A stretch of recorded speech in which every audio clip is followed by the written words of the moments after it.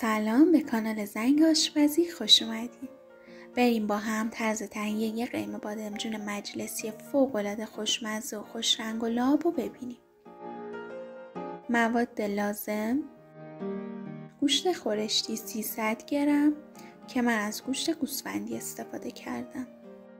لپه 150 گرم یا 3/4 پیمانه یا لیوان دسته‌دار فرانسوی. لپه رو من شستم و از 2-3 ساعت پیش گذاشتم خیس بخوره و 2-3 بار آبش رو عوض کردم. بادمجون 5 عدد که بهتر از بادمجونای قلمی استفاده کنید. تعدادش هم اگه دوست داشتید میتونید کم و زیادش کنید. 2 تا پیاز کوچیک یا یه پیاز نسبتاً درشت. پیاز داغ که اختیاریه و من برای تزیین میخوام ازش استفاده کنم. آموزش پیاز داغ مجلسی هم قبلا گذاشتم تو کانال. رب 2 قاشق غذاخوری پر، لیمو عمانی 100 عدد. اینم از روغن پیاز داغه که من جدا کردم و کمی داخلش زردچوبه هم داره. این روغن باعث میشه که خورشتتون خیلی خوشمزه تر شه. حالا بهتون میگم که برای کدوم مرحله قرار ازش استفاده کنیم. زعفرون دم کرده، نمک به میزان لازم که من از 2 قاشق چایخوری سرصاف استفاده میکنم. فلفل سیاه نصف قاشق چایخوری، زردچوبه 1 قاشق چایخوری، پودر دارچین نصف قاشق چایخوری. اگه چوب دارچین هم داشتین میتونید از چوبش هم استفاده کنید. گوجه گیلاسی 10 تا یا 2-3 تا گوجه فرنگی نسبتاً کوچیک. خب برای شروع اول میریم سراغ قورت کردن پیاز و 2 تا پیاز کوچیک یا یه پیاز نسبتاً بزرگ و نگینی خورد میکنیم. خب این از پیاز. حالا داخل قابلمه حدود 3 قاشق غذاخوری یا هر مقداری که خودتون دوست داشتین روغن میریزیم و اجازه میدیم روغن داغ شه. و بعد پیاز نگینی خورد شده رو اضافه میکنیم و تفت میدیم تا پیاز نرم و سبک شه.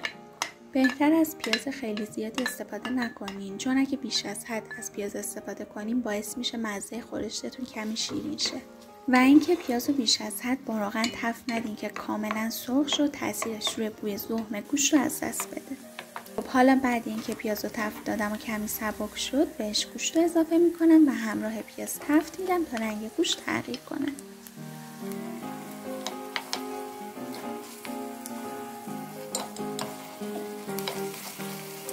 بعد اینکه گوشت رو با پیاز چند دقیقه تفت دادم و رنگش تغییر کرد بهش زردچوبه و فلفل سیاه رو اضافه میکنم و دوباره تفت میدم تا بوی خامی زردچوبه گرفته شه. بعد حدوداً 1 دقیقه رب رو اضافه میکنم و همراه گوشت تفت میدم تا رب رنگ باز کنه و خامی رب از بین بره.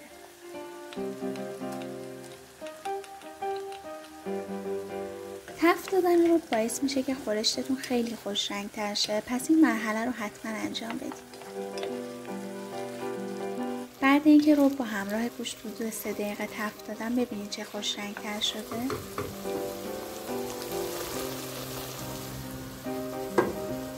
حالا بهش آب جوش اضافه میکنم و در ظرف رو میذارم و اجازه میدم که گوشت کامل بپزه.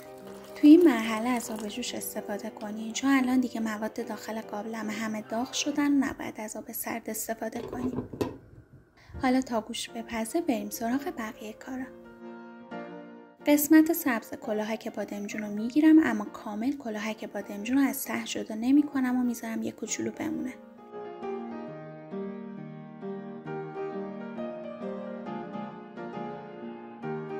و بعد بادمجونا رو پوست میگیرم. من بادمجونا رو برش نمیزنم چون قلمیان رو نمیخوام حین پخت له شه. فقط از وسط یه چاک میدم که نمک و طعم خورش به خورد بادمجونا بره. ببینی این شکلی. شما اگه بادمجون قلمی نداشتین میتونین برش بزنین بادمجونا رو.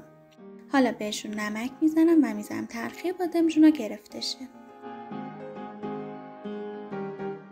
همه قسمت‌ها رو نمک بزنید تا ترکیب بادمجونا گرفته شه و روغن کمتری جذب کنه حین سرخ کردن.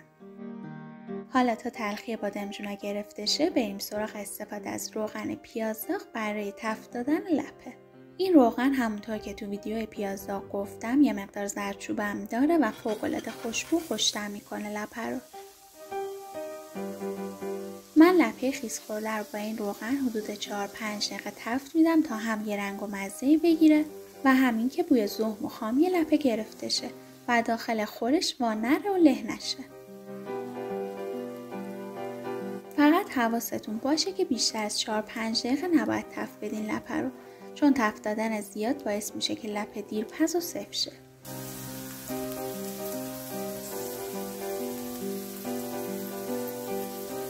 حالا آب میریزم و اجازه میدم لپه ها کامل بپزن. میتونین لپه رو همراه گوشتم از همون اول کار بذارین بپزه، اما چون یه سری از لپه ها زودتر میپزن و یه سری دیر پزن، من ترجیح میدم که لپه رو جدا بپزم. خب بعد اینکه تلخی بادمجونا گرفته شد خشکشون کردم و حالا سرخشون میکنم. چون بادمجونا رو برش نزدیم و قراره درسته سرخشون کنیم، بهتره فقط دو طرف